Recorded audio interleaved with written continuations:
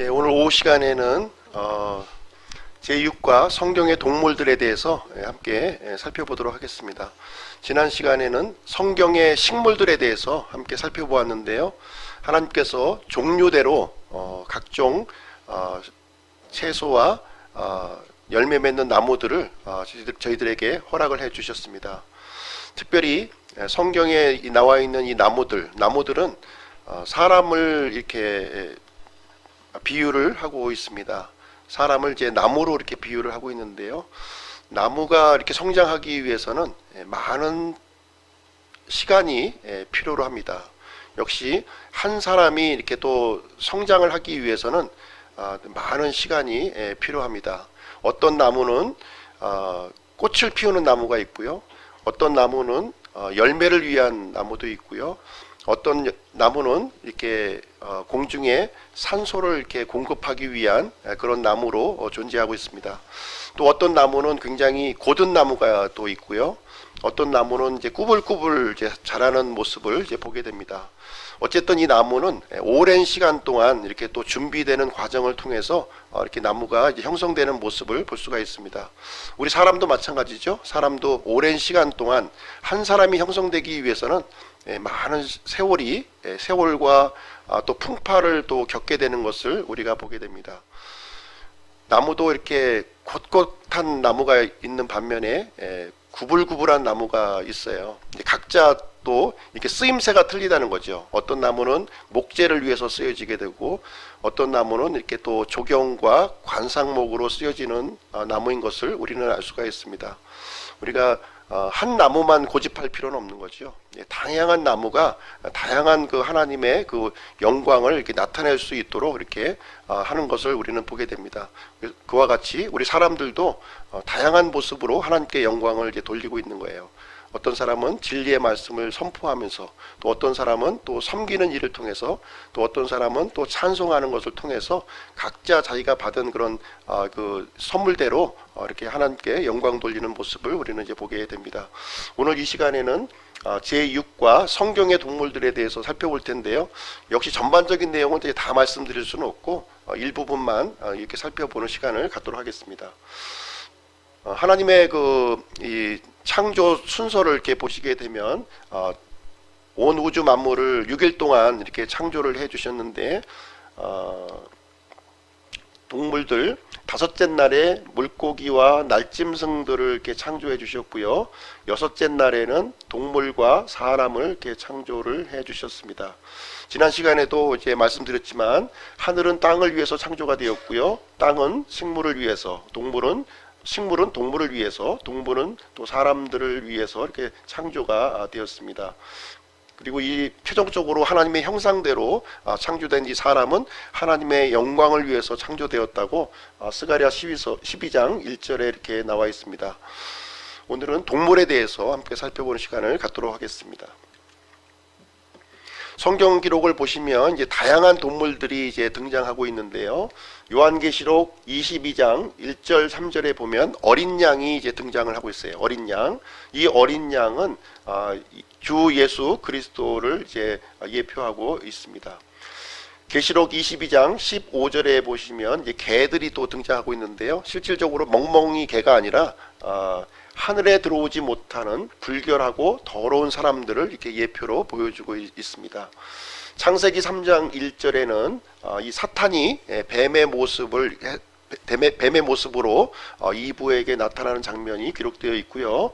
창세기 3장 21절 하나님 앞에 이제 범죄한 아담과 이브를 위해서 하나님께서 직접 동물 가죽을 이렇게 입혀주시는 장면이 나오고 있습니다. 동물 가죽 옷은 이제 코트로 되어 있어요. 코트.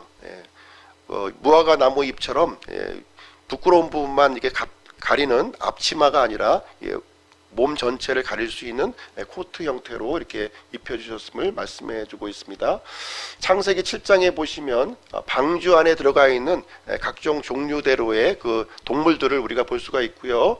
이 방주에 안에 들어가 있는 이 동물들은 정결한 짐승들은 7쌍씩, 그리고 정결하지 않은 짐승들은 2쌍씩 방주에 승선을 해서 그 동물들로 인해서 현재 많은 수많은 이런 동물들이 이제 번식을 하게 되었습니다. 또 순양이 나오는데요. 창세기 22장 13절에 보시면 이삭 대신에 죽음에 던져졌던 수풀에 걸린 순양이 여기에 등장을 하고 있습니다. 이 순양은 장차 오실 메시아를 우리에게 예표하고 있는 내용이 되겠는데요. 아브라함이 이 이삭을 번지 헌물로 드렸던 이 산이 바로 모리아 산이에요. 모리아 산. 지금 현재에 보시면 이스라엘의 성전이 세워진 그 땅이 바로 모리아산입니다. 그 모리아산을 아브라함이 여호와 이레라고 이렇게 부르게 되는데요. 여호와 이레라고 하는 뜻은 무엇이냐면 주의 산에서 그것을 보리라 이렇게 되어 있습니다. 그래서 장차 오실 십자가 위에서 메시아가 십자가에서 죽으실 그 대속의 죽음을 미리 여기서 보여주고 있는 모습을 알려주고 있습니다. 창세기 27장에 보시면 이삭의 두 아들이 이제 등장하죠. 이삭과 야곱이 이제 등장하게 되는데 여기서 보시면 야곱이 이제 형인 에서의 모습을 이렇게 하는 모습이 이제 여기 기록이 되어 있어요. 그래서 염소털을 가지고 에서는 이렇게 털이 많은 사람이었고 이삭은 이게 야곱은 매끈한 사람이었기 때문에 에서의 모습을 흉내내기 위해서 자기 몸에 염소털을 이렇게 붙여서 아버지 야곱을 속이는 장면이 거기에 나오게 됩니다. 나중에 아버지를 속였던 이 야곱은 동일하게 또 속임을 당하는데요. 자신의 그 아들들을 통해서 이제 이 마지막 11번째 아들 요셉의 죽음을 이렇게 또 피로 이렇게 속임을 당하는 내용이 창세기 37장에 보시면 여기 나와 있습니다. 그리고 출애굽기 8장 9장에 보시게 되면 하나님께서 이집트 땅에 재앙을 내리시게 되는데 이때 많은 재앙들이 동물과 관련되어 있음을 우리는 이제 보게 됩니다.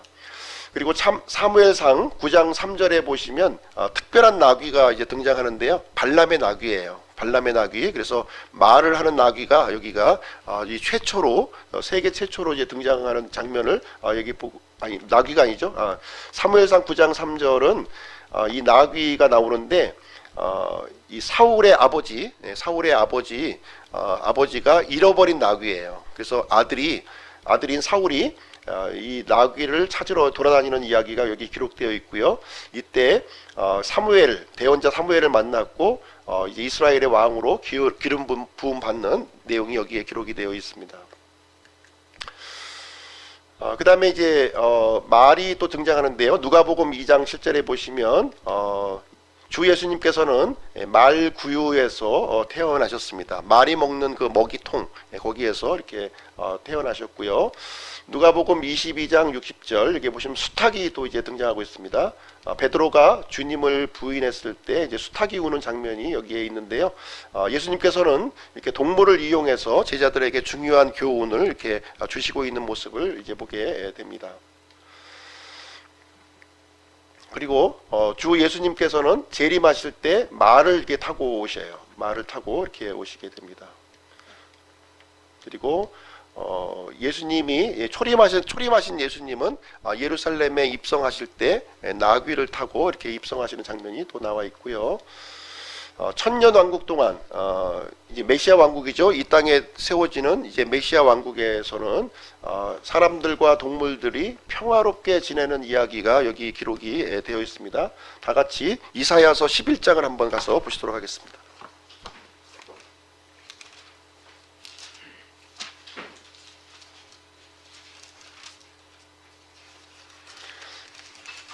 이사야 11장 6절로 9절 말씀입니다. 6절로 9절 말씀 같이 읽으시겠습니다. 시작. 이리도 어린 양과 함께 거하며 표범이 염소 새끼와 함께 누우며 송아지와 젊은 사자와 살진 짐승이 함께 있어 어린아이가 그것들을 인도하며 암소와 곰이 함께 먹이며 그것들의 새끼들이 함께 누우며 사자가 소처럼 물을 먹으며 젖 먹는 아이가 독사의 구멍에서 놀며 젖된 아이가 독사의 굴에 손을 넣을 것이로되 그것들이 내 거룩한 산 모든 것에서 상하게 하거나 하지 아니하리니 이는 물들이 바다를 돈 것 같이 주를 아는 지식이 땅에 충만할 것이기 때문이니라. 그래서 천년 왕국 때는 지금 우리가 살고 있는 이런 동물의 왕국과 같은 이런 약육강식의 세계가 아니라 완전히 자신의 이 본성이 이제 바뀌어지는 그러한 때가 이제 앞으로 오게 될 것을 성경은 우리에게 알려주고 있습니다. 성경 시대의 이 동물은요 사람들에게 두 가지 필요를 이렇게 제공해 주었는데요.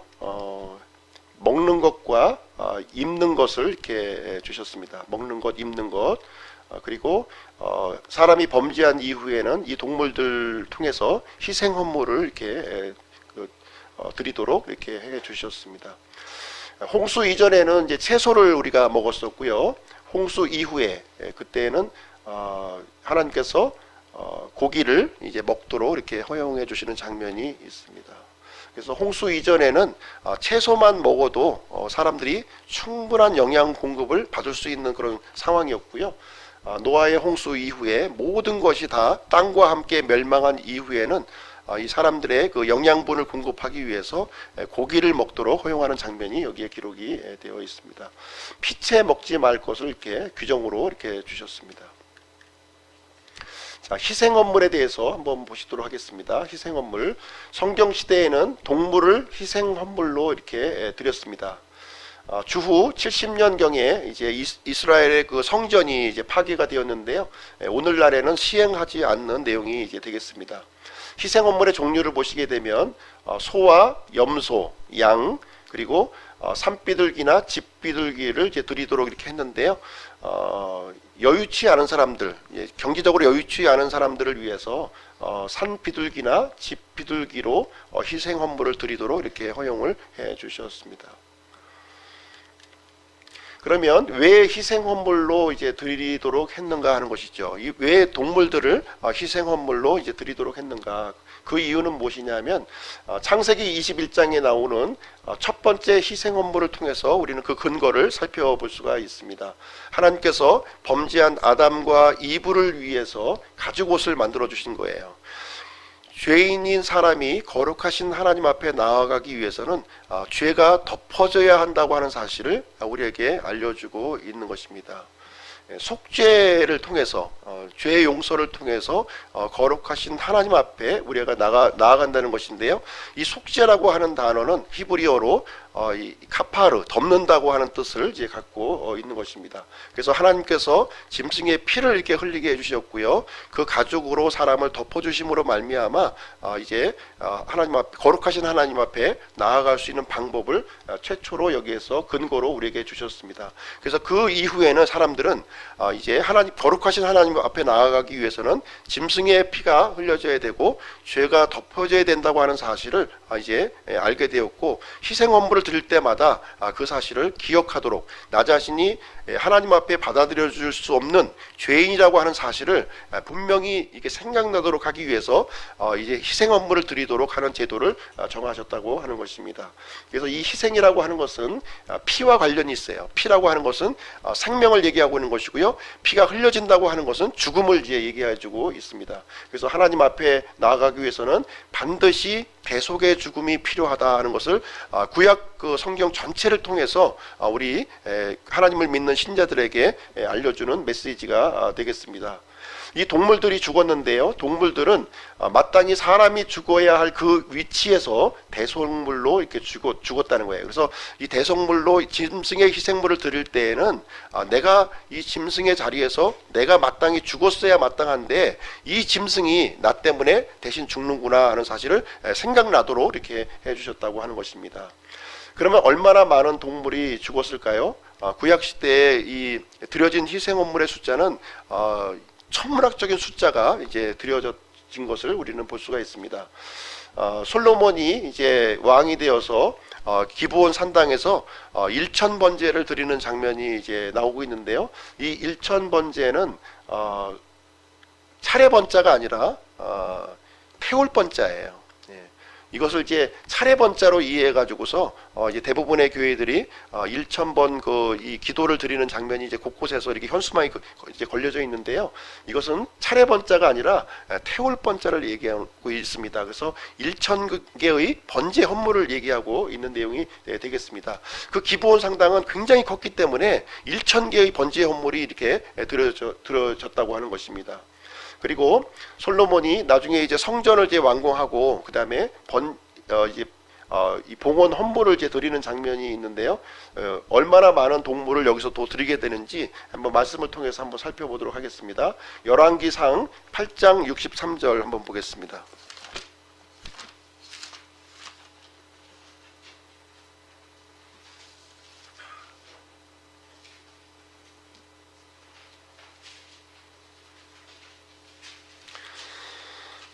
열왕기상 8장 63절입니다. 같이 읽어보겠습니다. 시작. 솔로몬이 화평 헌물에 희생물을 드렸는데 그가 주께 드린 것은 소가 22,000마리요 양이 12,000마리. 이와 같이 왕과 이스라엘의 모든 자손이 주의 집을 봉헌하니라. 이 솔로몬 성전을 이렇게 봉헌할 때 드린 소의 숫자가 몇 마리요? 22,000마리. 22,000마리를 아마 이렇게 논다면 어느 정도의 규모일까요? 아마 상상을 초월할 수 있는 규모일 거예요. 그래서 솔로몬이 하나님의 이 전을 완공한 다음에 하나님 앞에 희생 헌물을 드리는 그런 내용이 여기에 기록이 되어 있습니다. 구약 시대에 수많은 헌물이 이렇게 드려진 거예요. 왜 이렇게 수많은 희생물이, 어떻게 보면 소나 양이나 염소는 굉장히 중요한 재산 가치를 가지고 있었습니다. 성경시대 당시에는 먹을 것이 부족한 시대예요. 굉장히 이 소나 양이나 염소는요, 굉장히 중요한 재산 가치입니다. 재산 가치 1호, 2호에 해당되는 거예요. 그것을 하나님 앞에 희생 헌물로 드렸다는 거예요. 하나님과의 관계가 이런 경제적인 논리보다 더 중요했다는 것입니다. 더 중요했고 그 가치를 알고 있는 사람이 이 짐승을 가지고 하나님 앞에 나왔다는 하고는 사실이에요. 자, 요한복음 1장 29절에 보시면 이제 하나님의 이제 어린 양이 이제 나오죠. 이제 침례 요한이 이제 예수님을 가리켜서 세상 죄를 제거하시는 하나님의 어린 양을 보라 이렇게 얘기를 해주고 있습니다. 구약 시대에 드려졌던 모든 동물 희생의 실체가 바로 하나님의 어린 양이라고 지금 얘기를 해주고 있습니다. 예수 그리스도의 희생을 얘기해주고 있는 것이고요. 구약 시대에 많은 동물들이 드려졌지만 사람의 죄를 제거할 수가 없었다는 거예요. 사람의 죄를 일시적으로, 이 짐승의 피는 사람의 죄를 일시적으로 덮어주었던 것이지 근본적으로 사람의 죄를 제거할 수가 없었습니다. 그래서 반복적으로 이 동물의 헌물들은 지속적으로 이렇게 드려졌던 거예요. 그래서 죄를 생각나도록 하기 위해서 희생 헌물을 드렸습니다. 예수님이 이제 사람의 몸을 입고 이 땅에 오셨는데 예수님은 완전한 헌물, 완벽한 헌물로 이 땅에 오셨다는 거예요. 영원한 헌물이에요. 동물의 희생 헌물은 일시적인 헌물이지만 예수님의 헌물은 영원한 헌물이라는 것이죠. 그 얘기를 해주고 있습니다. 그래서 완전한 희생만이 사람들의 죄를 제거할 수 있다고 하는 것입니다. 예수님의 희생이 그 신분이 하나님이시기 때문에 영원한 헌물이시고 또 완전한 사람으로 오셨기 때문에, 하나님은 원래 죽으실 수가 없는 거지요. 근데 사람으로 오셨다고 하는 것은 죽을 수 있는 이 사람의 몸으로 이렇게 오셨던 거예요. 그래서 죽으시고 그 신분이 하나님이시기 때문에 영원한 헌물의 대속의 죽음이 이제 성육신을 통해서 가능하게 되었다, 이 얘기를 우리에게 해주는 내용이 되겠습니다. 그래서 구약시대에 드렸던 모든 동물의 희생 헌물은 이제 그림자라는 거예요. 실체를 이렇게 드려주기 위한 그림자로서 보여준 것이고, 마침내 예수 그리스도께서 하나님의 어린 양으로서 세상 죄, 모든 아담과 이브 이후에 지었던 모든 죄를 완전하게 영원히 단번에 제거할 수 있는 분으로 예수 그리스도께서 하나님의 어린 양으로 이 땅에 오셨다는 거예요. 그래서 침례 요한이 예수님을 보고서 세상 죄를 제거하시는 하나님의 어린 양을 보라 이렇게 소리를 쳤던 것입니다. 자, 왜 동물을 희생헌물로 드렸는가요? 죄를 생각나게 하고 메시아를 기다리게 했다는 거예요. 이 일시적인 희생물을 반복적으로 드리는 것을 통해서 앞으로 오실 영원하고 완전한 희생헌물 그 메시아를 기다리도록 했다고 하는 것입니다. 그리고 예수님은 이 땅에 오셔서 죄를 위해 이렇게 죽으셨습니다. 그리고 죄의 대가는 피 흘림, 죽음이라고 하는 사실을 알려주고 있는 것인데요. 예수님께서 이 땅에 오셔서 자신을 십자가의 죽음으로 이렇게 내 던지심으로 말미암아 모든 죄의 대가를 이렇게 지불하셨다고 하는 것입니다. 그리고 짐승의 희생헌물은 대신 속죄의 필요성을 우리에게 알려줍니다. 우리 각자는 자신의 죄로 말미암아 다 죽어야 되는 거예요. 내가 죽지 않기 위해서는 누군가 대신 죽어야 되는 것인데 이 대신 속죄를 짐승의 희생헌물을 통해서 우리에게 알려주고 있습니다. 하나님의 아들이신 예수님께서 이 땅 사람의 몸으로 오셔서 이제 죄인의 자리에서 내가 있어야 될 그 자리를 대신해서 대신 속죄물, 대속물로 죽으셨다고 하는 사실을 우리에게 알려주고 있는 내용이 되겠습니다. 예수 그리스도의 이 희생은 위대한 희생이에요. 위대한 희생입니다. 전무후무한 희생이고요, 유일한 희생이고요, 완벽한 희생이요, 영원한 희생이라고 이렇게 얘기하고 있는 것입니다. 예수님의 희생의 이 가치는 아무리 강조하고 또 강조해도 지나침이 없다 이렇게 말씀을 드릴 수가 있겠습니다.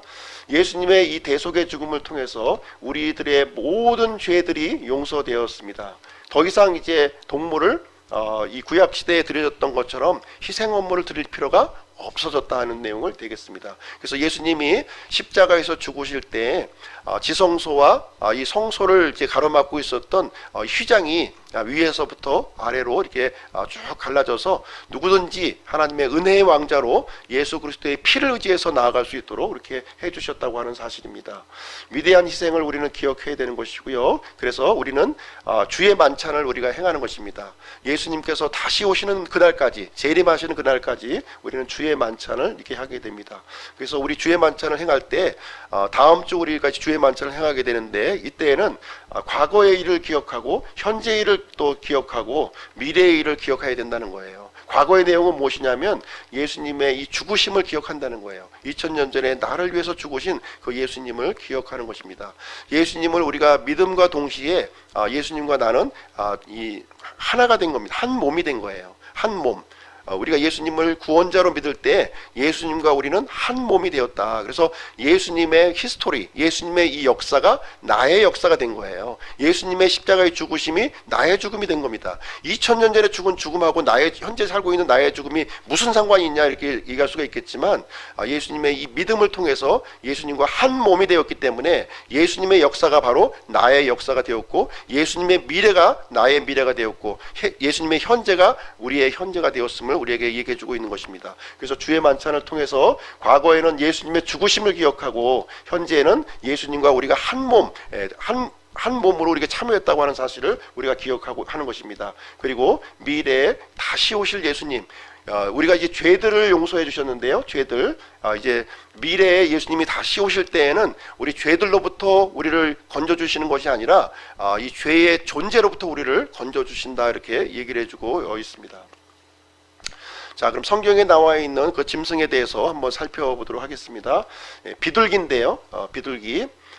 이 비둘기를 보시게 되면 사람보다 난 것 같아요. 사람보다 일부 일처제로 짝에게 헌신하는 동물로 이렇게 알려져 있습니다.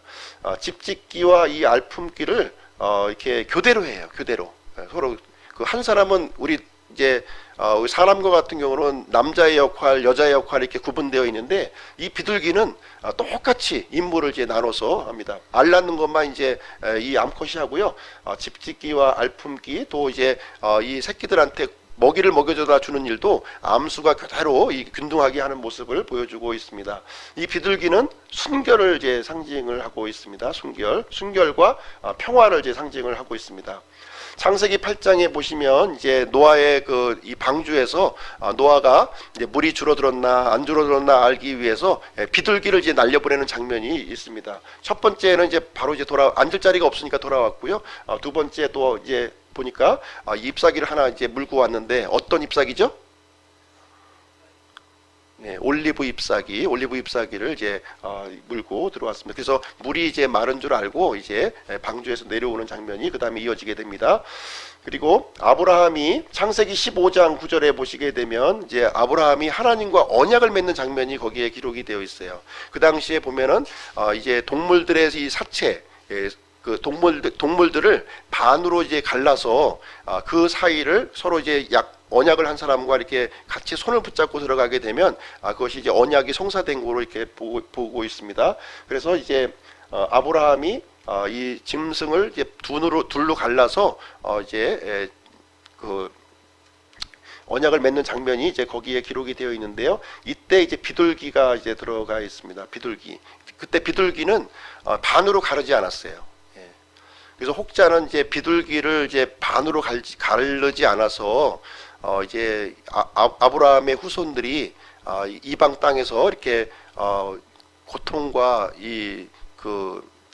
노예살이를 했다 이렇게 또 주장하시는 분들이 있습니다. 그건 전혀 사실과는 틀린 얘기예요. 이 비둘기는 너무 작기 때문에 반으로 가를 수가 없는 거예요. 그냥 모가지 비틀어서 이렇게 한 것이지 그걸 가지고서 뭐 아브라함의 후손들이 무슨 뭐 종살이하고 그거 하고 전혀 연관되는 내용이 아닙니다. 예, 그렇게 보시면 되고요. 이 비둘기는 가난한 자의 헌물이었다는 거예요. 가난한 자의 헌물. 그래서 이제 예수님의 그 부모 요셉과 이제 마리아가 정결례를 위해서 이제 성전에 헌물을 드렸을 때 이 그 비둘기 새끼를 가지고 헌물을 드렸던 내용이 누가복음 2장 24절에 보면은 이렇게 나와 있습니다. 그리고 이 비둘기는 성령님의 상징으로서 예수님이 요르단강에서 침례를 받으실 때 비둘기가 내려온 건 아니에요. 비둘기가 내려온 건 아니고 비둘기와 같은 그런 모습으로 이렇게 성령님이 내려오는 모습이 이제 기록이 되어 있습니다. 그 다음에 독수리에 대해서도 한번 보시도록 하겠습니다. 독수리 성경에 28회 정도 이제 등장을 하고 있는데요. 독수리는 힘과 능력과 보호의 상징으로 이렇게 알려져 있습니다. 특별히 이 독수리는 짐승의 사체를 먹기 때문에 부정한 동물로 이렇게 분류가 되어 있습니다. 시력이 매우 뛰어난데요. 시력이 5.0이에요. 5.0. 그래서 2km 전방에 있는 토끼를 발견할 정도로 굉장히 시력이 뛰어난 그런 동물이 되겠습니다. 그래서 이 독수리는 새끼를 이렇게 보호해주고요. 하나님께서 자신의 백성, 이스라엘 백성들을 이렇게 돕는 그런 모습을 독수리에 비유해서 우리에게 말씀을 해주고 있습니다. 그리고 독수리는 굉장히 빠르다는 거예요. 굉장히 빠른 그 동물입니다. 그래서 잠언 23장 5절에 보시면 독수리의 빠르기와 같이 이제 빠른 것이 있는데 한번 보실까요? 잠언 23장 5절 한번 보겠습니다. 잠언 23장 5절.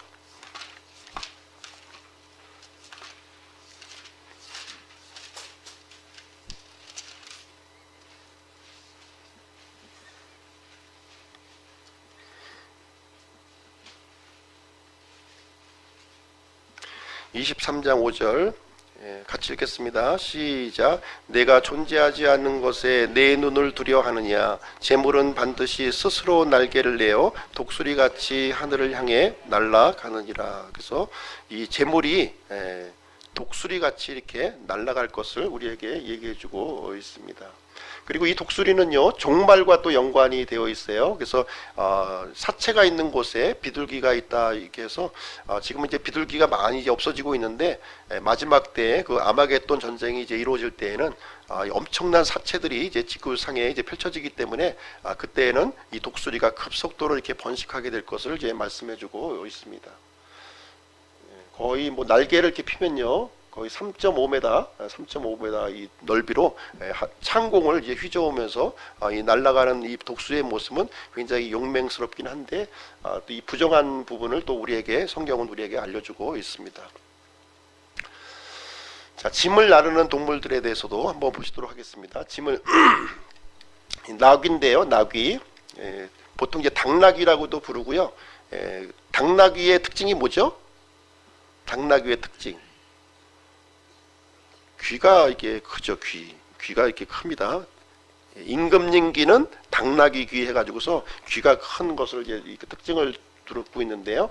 야생의 당나귀를 가축화한 동물이 바로 이제 나귀가 되겠습니다. 대형과 중형 이제 두 종류가 있고요. 귀는 이제 말보다 좀 길고 큰 거죠. 대신에 소의 꼬리하고 좀 비슷한 모습을 이제 가지고 이런 식으로 짐을 나르는 용도로 사용이 되고 있습니다. 체력이 강하고요. 외부의 변화에 대한 저항력이 이제 강합니다. 그래서 성경에는 이제 나귀가 이제 많이 이제 등장을 하고 있습니다. 나귀는 이제 농사용으로도 이렇게 사용되었고요. 쟁기질할 때 이 나귀를 이용했고요. 곡식이나 땔감을 나를 때, 그리고 교통수단으로도 활용을 했습니다. 그래서 이 사사기 5장 10절에 보면은 흰 나귀가 이렇게 등장하게 되는데, 이 흰 나귀는 굉장히 그 부유한 귀족들의 이런 운송 수단으로 사용되어졌음을 보여주고 있습니다. 그리고 민수기 22장에 보시면 이제 발람의 나귀, 이제 아까 얘기한 이제 그 제가 실수로 말씀드렸는데 이 말하는 나귀가 여기에 등장을 이제 하고 있습니다. 그리고 예루살렘에 예수님께서 입성하실 때에도 이 나귀를 타고 이제 입성을 해주셨습니다. 이 내용은 스가랴서 9장 9절의 말씀의 성취 내용이 되겠습니다. 노새인데요. 이제 나귀하고 비슷한 동물이 이제 노새인데요. 노새는 인공교배의 산물입니다. 인공교배. 이거를 자연적으로 이제 태어나는 것은 아니고요. 사람이 인위적으로 교배했을 때 나오는 이제 산물이 되겠습니다. 레위기 19장 19절에 보시면 율법에는 이런 인공교배를 엄격하게 이제 금하고 있고요. 이스라엘 땅에는 그래서 이 노새가 이제 있지 않은 거죠. 노새가 있지 않습니다. 그래서 수컷 당나귀와 암컷 말 사이에서 태어난 것이 노새고요. 반대로 암컷 당나귀와 수컷 말에서 태어난 것은 버새라고 이렇게 부르고 있어요. 노새, 버새 이렇게 이제 태어나는데, 이 수컷 당나귀와 암컷 말의 경우는 이렇게 그 노새라고 부르는데, 보통 이제 당나귀의 특성이 강해요. 당나귀 특성이. 그리고 이 버새, 수컷 말과 암컷 당나귀는 이 말의 특징이 좀 강합니다. 말의 특징 이렇게 보시면 되겠고요. 버새보다는 노새가 좀 더 덩치가 좀 크고요. 버새는 좀 덩치가 얕고 좀 이렇게 그 저항력이 좀 이제 약간 떨어지다 보니까 쉽게 죽는다고 이렇게 합니다. 창세기 36장에 보시면 에돔 족속 아나가 이제 그 광야에서 돌아다니고 있는 노새를 이제 발견하고 있는데요. 이건 인위적인 것이 아니고 누군가 이렇게 인공교배로 이렇게 만들어 놓은 그 노새를 발견하게 됩니다. 이스라엘에서 이제 노새가 있는 이유는 뭐냐면 주로 외국에서 이제 수입하거나 아니면 조공물로 이렇게 들여졌다고 합니다. 그래서 이 노새는 굉장히 값이 비싸고 이제 희귀했고요. 개인의 교통수단으로 이렇게 사용이 되어졌습니다. 특별히 일반 평민들은 이것은 사용하지 못했고요. 보통 이제 왕족들이 주로 이제 이 그 교통수단으로 사용을 했습니다. 사무엘하 13장에 보시면 압살롬이 자신의 형인 암논을 죽이는 그 이야기가 거기에 기록이 되어 있습니다. 암논이 이 압살롬의 그 누이 동생 다말을 이제 강제로 이제 추행을 하게 되어서 이제 2년 동안 이제 압살롬이 이제 그 벼르죠. 그래서 이제 양털 깎는 그 행사에 왕자들을 전부 초청을 해요. 그때 암논을 이렇게 덮쳐가지고서 죽이는 내용이 거기에 이제 기록이 되어 있습니다. 그때 이제 왕자들이 타고 온 그 이 동물이 뭐냐? 바로 노새라는 거예요. 노새를 이제 타고서 전부 쫄래쫄래 이렇게 타고 왔다는 것입니다. 그래서 암말과 수탉나귀 사이에는 노새가 이렇게 태어나고요. 이 당나귀하고 좀 비슷하죠. 그리고 순말과 암당나귀는 버새. 그래서 좀 말과 비슷한 모양을 가지고 있습니다. 그 다음에 이제 나오는 이제 동물이 이제 낙타가 되겠습니다. 낙타. 사막 여행을 위한 아주 최고의 교통수단인데요. 많은 양의 물과 영양분을 저장하는 능력을 가지고 있습니다. 낙타는 10분 만에 한 100리터 정도 물을 이제 마신다고 그래요. 그러면서 거의 한 2, 3일, 일주일까지도 이렇게 이제 견딜 수 있는 그런 체력을 이제 갖고 있습니다. 여기 이제 그 단복 낙타라고, 혹이 하나 있는 것은 단복 낙타, 그리고 혹이 2개 있는 것은 쌍복 낙타 이렇게 부르는데요. 요 안에 이제 물이 들어 있는 게 아니라 지방 덩어리가 이제 들어 있는 거예요. 그래서 사막을 이렇게 여행한 뒤에는 이 혹이 이렇게 쭉 줄어듭니다. 그래서 영양분을 다 이렇게 혹에 있는 지방 덩어리를 사용하게 되는 것이죠. 그래서 이스라엘에는 이 쌍복 낙타와 단복 낙타 중에서 단복 낙타가 많이 있는 거예요. 단복 낙타. 이게 이제 성경에 나오는 낙타가 바로 이 낙타로 이해하시면 되겠습니다.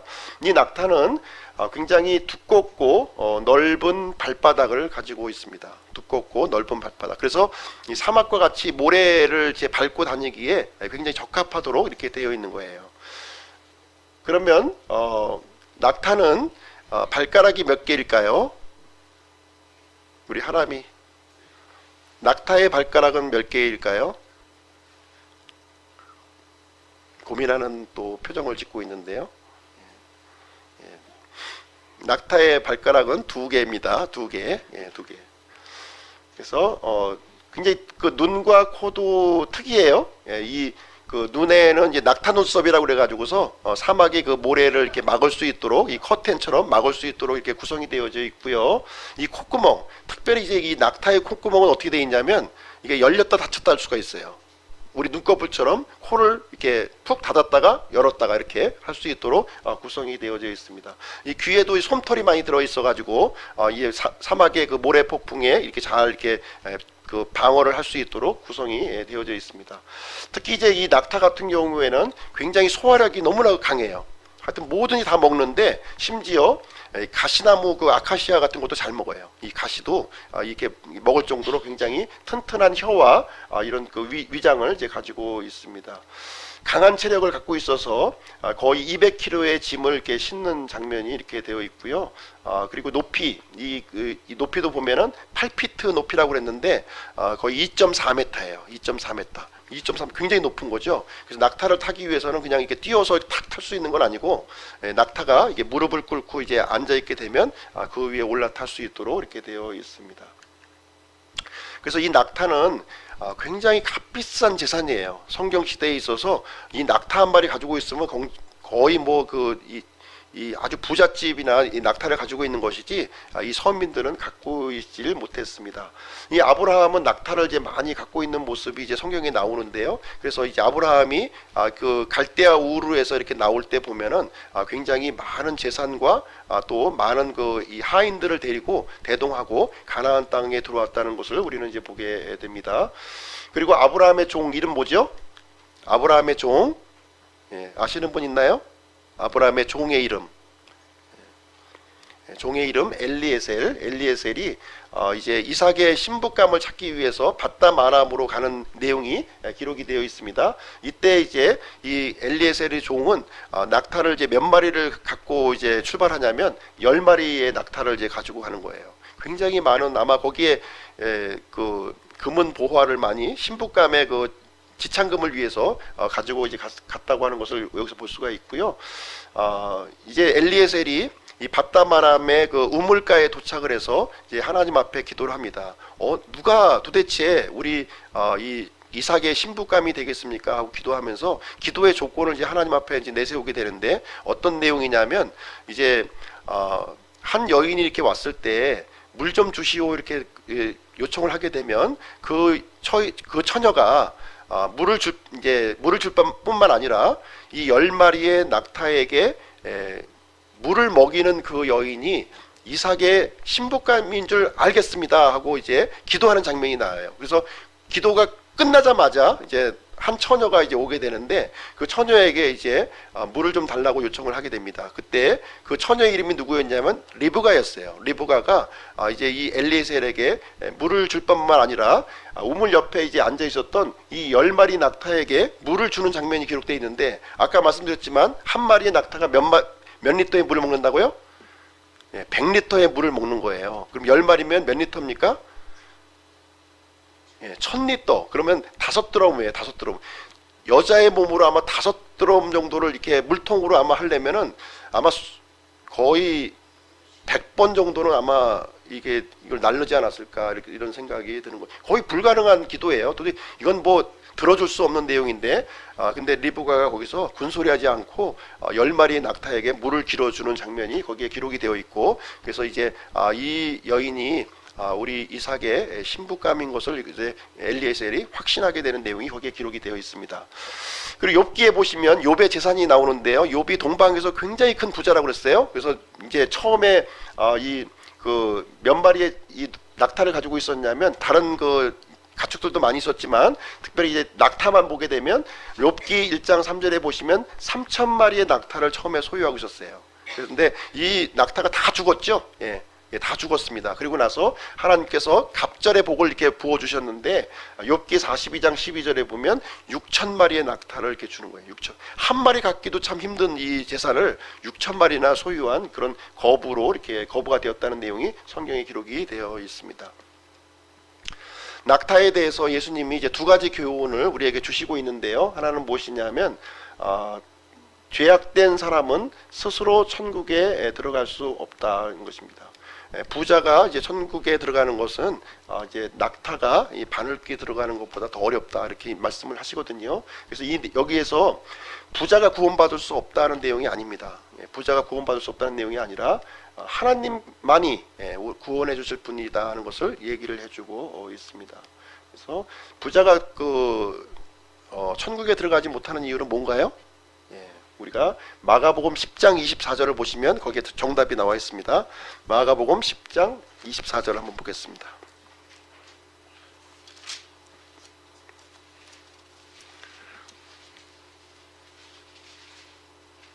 마가복음 10장 24절 같이 읽으시겠습니다. 시작. 제자들이 그분의 말씀들에 깜짝 놀라더라. 그러나 예수님께서 다시 응답하여 그들에게 이르시되 얘들아, 재물을 신뢰하는 자들이 왕국에 들어가는 것은 심히 어렵도다. 부자라서 하나님의 왕국에 들어가는 것이 어려운 것이 아니라 재물을 신뢰하는 자들이 하나님의 왕국에 들어가기 어렵다는 거예요. 부자 같은 경우에는 재물을 신뢰하는 것이 더 높기 때문에 더 어렵다고 하는 사실을 여기에서 말씀을 해주고 있는 내용이 되겠습니다.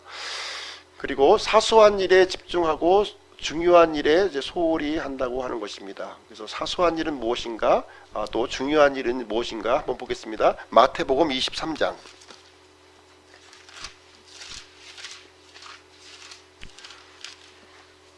(23장) 24절 한번 보겠습니다.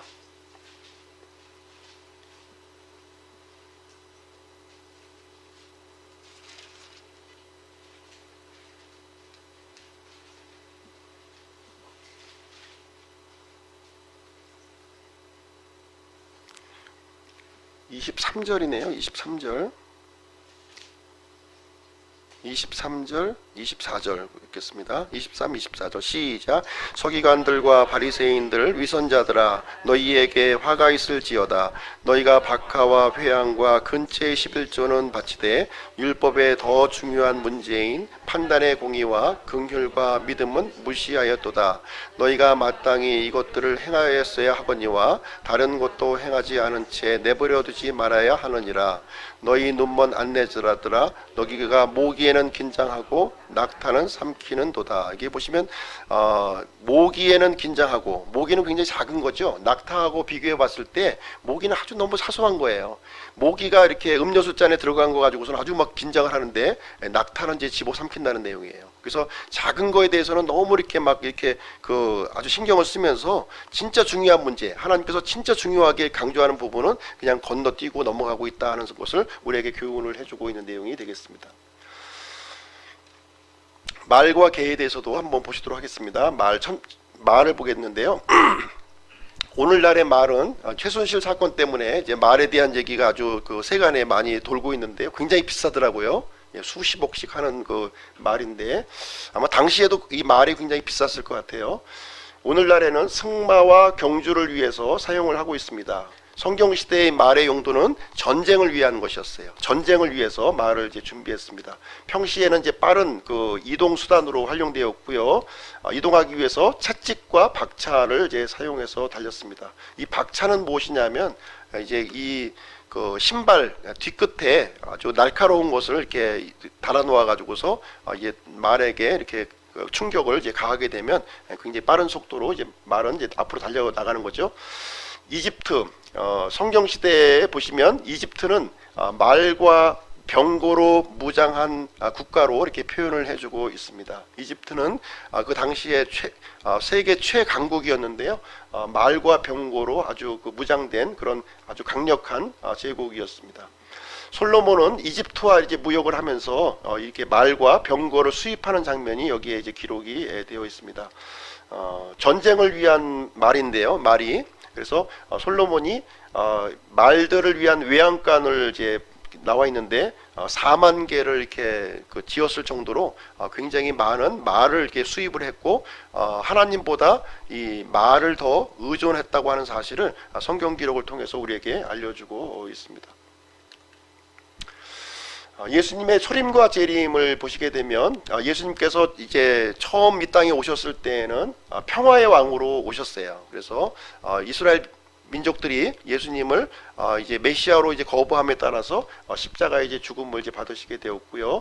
예루살렘 성을 입성하실 때 나귀를 타고 이렇게 들어오셨습니다. 그러나 예수님께서 재림하실 때, 나중에 이제 공중 재림하실 지상 재림하실 때 흰 말을 타고 이렇게 오시는 장면이 기록되어 있고요. 그때는 전쟁과 심판을 집행하시기 위해서 오시게 되는 것입니다.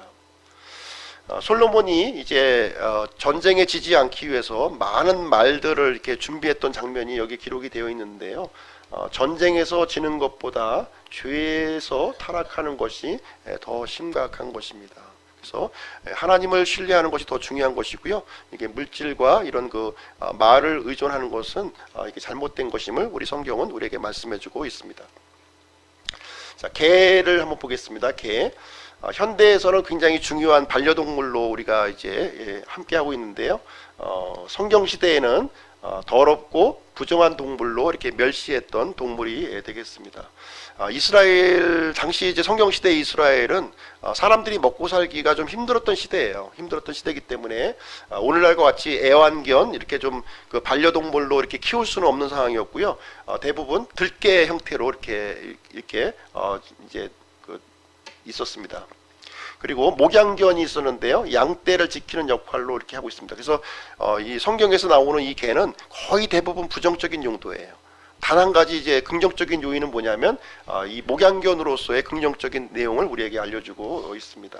그래서 이 개들은 쓰레기, 죽은 동물, 심지어 사람의 살과 피를 먹는 장면이 이제 나와 있고요. 하나님께서는 이 아합왕과 이세벨의 이 악한 행동을 통해서 심판을 하실 것을 이제 말씀하시면서 이 아합왕과 이세벨의 이 피를 개들이 핥아먹을 것을 이제 예언하셨고 그것이 실질적으로 이렇게 실현되는 장면이 이제 성경에 기록이 되어 있습니다. 계시록 22장에 보시면 거룩한 도시 새 예루살렘 성에 들어가지 못하는 사람들을 개들로 이렇게 표현을 해주고 있습니다. 그 다음에 여우인데요. 여우. 성경에 10번 정도 이제 등장을 하고 있습니다. 팔레스타인 지역에서 서식하는 여우는 이제 레드폭스, 그래서 이제 홍여우가 이제 대부분이 되겠습니다. 성경에서 여우는 이제 교활한 동물로 이렇게 나타나 있고요. 거짓 대언자 헤롯을 이렇게 비유해서 이렇게 언급을 해주고 있습니다. 특별히 헤롯을 이제 비유해서 설명해주고 있는데요. 누가복음 13장 32절 한번 보겠습니다.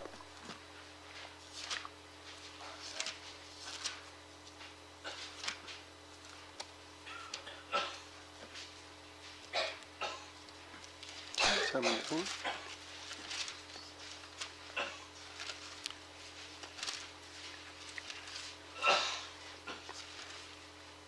13장 32절 같이 읽겠습니다. 시작. 그분께서 그들에게 이르시되 너희는 가서 그 여우에게 이르기를 보라, 오늘과 내일 내가 마귀들을 내쫓고 치료하다가 셋째 날에 완전하게 되리라 하라. 그래서 여기서 헤롯 왕을 가리켜서 예수님께서는 여우라고 이렇게 표현을 해주고 있습니다. 이 여우는 작은 동물과 열매를 이렇게 먹고 있고요. 보통 이제 포도 열매, 포도송이를 굉장히 좋아한다고 그래서 이 아가서에 이렇게 기록이 되어 있습니다. 굴을 파서 이제 그 안에서 이제 사는 그런 동물인데요. 예수님께서 사람의 아들은 머리 둘 곳이 없다 이렇게 이제 표현을 하는 장면에서 여기서 얘기를 해주고 있습니다. 자, 야생 동물로 이 사자를 한번 보시도록 하겠습니다. 사자. 성경 시대에서 가장 무서운 동물이 이제 되겠는데요. 현재 팔레스타인 지역에서는 이제 살지 않는 그런 동물이 되겠습니다. 이 사자는 성경 31권에서 전부 이제 발견이 되고 있습니다. 사자의 특징을 보시면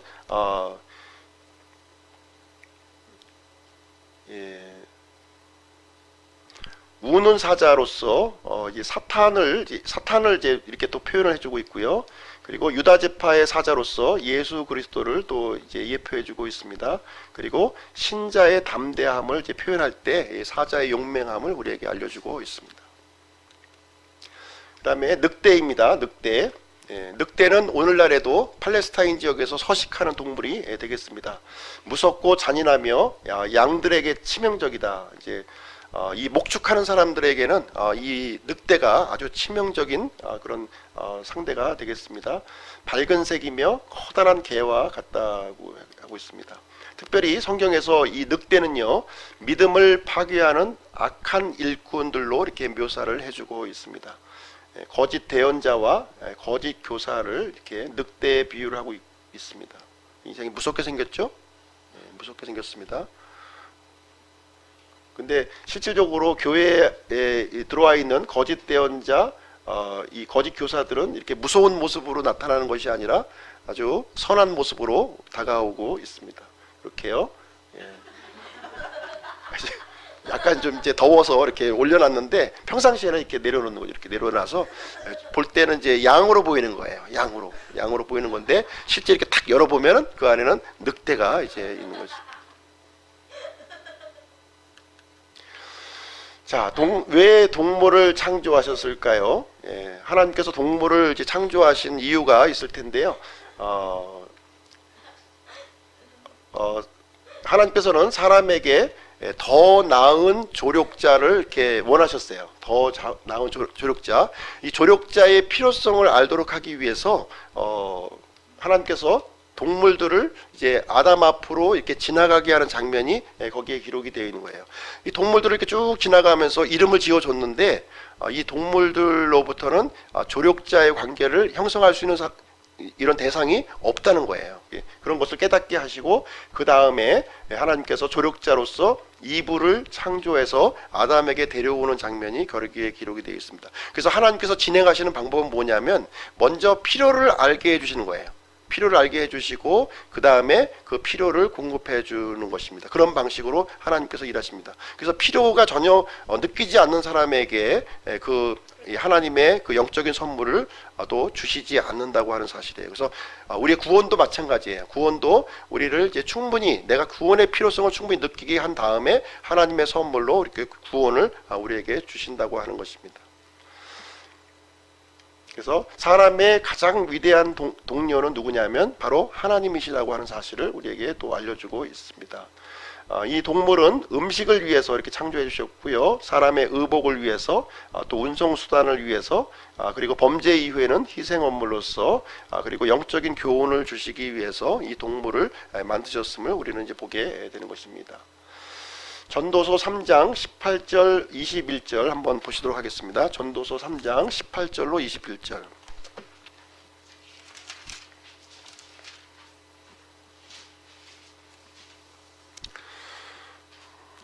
같이 읽으시겠습니다. 820쪽이 되겠고요. 18절부터 21절까지입니다. 시작. 참으로 내가 해야 아닌가요? 3장 18절 20절 18절부터 20절. 시작. 내가 내 마음속으로 사람들의 아들들의 상태에 대하여 이르기를 하나님께서 그들을 드러내시리니 이것은 자기들이 짐승임을 그들이 보게 하려 하심이라 하였노라. 사람들의 아들들에게 일어나는 것이 짐승들에게 일어나나니 곧 한 가지 일이 그들에게 일어나느니라. 이것이 죽는 것 같이 저것도 죽나니 참으로 그들이 다 한숨을 가졌도다. 그러므로 사람이 짐승보다 뛰어날 것이 없나니 이는 모든 것이 헛된 것이기 때문이로다. 모두가 한 곳으로 가나니 모두가 흙에서 나와 모두가 다시 흙으로 들어가거니와 위로 올라가는 사람의 영과 땅으로 내려가는 짐승의 영을 누가 알리요. 자, 여기 보시면 짐승과 이 사람의 공통점이 있다는 거죠. 예, 그것은 무엇이냐면 한숨을 가졌다는 거예요. 한숨을 가졌다고 하는 부분에 있어서는 사람이나 동물이나 차이점이 거의 없다는 것입니다. 사람과 동물의 차이점은 단지 조금 더 나은 지각을 가지고 있고 조금 더 나은 감정을 가지고 있고 조금 더 나은 판단력을 가지고 있다는 것뿐이지 흙으로 돌아가는 부분에 있어서는 짐승이나 동물이나 똑같다는 거예요. 그래서 일반 그 세상 학자들이 사람과 동물이 똑같은 공통점을 이렇게 강조하고 있는 부분입니다. 근데 성경은 이 공통점 외에 분명히 틀린 점을 우리에게 얘기해 주고 있는데요. 그것은 무엇이냐면 사람의 영은 위로 올라가고 짐승의 영은 땅으로 내려가서 소멸된다고 하는 사실을 우리에게 알려주고 있습니다. 똑같이 한숨을 갖고 죽을 수밖에 없는 존재이지만 분명히 다른 점이 있는데 사람의 영은 하나님에게 회수가 되고 짐승의 영은 땅으로 내려가서 소멸하는 존재라고 하는 사실을 우리에게 얘기해주고 있습니다. 그래서 과학자들은 한쪽 부분만 보고 있는 거죠. 육체에 관련된 부분만 보고 있는 것이고요. 성경은 육체에 관련된 부분뿐만 아니라 이 그 영적인 부분까지 같이 이렇게 우리에게 설명을 해주고 있는 것입니다. 그래서 사람의 영은 이제 하나님께로 회수되어지고 있는 것이기 때문에 이 땅에 숨을 가지고 있는 동안에 하나님과 올바른 관계를 맺어야 하는 그런 존재임을 우리에게 말씀을 해주고 있는 것이 되겠습니다. 자, 이렇게 해서 오늘 내용 다 마치도록 하겠습니다.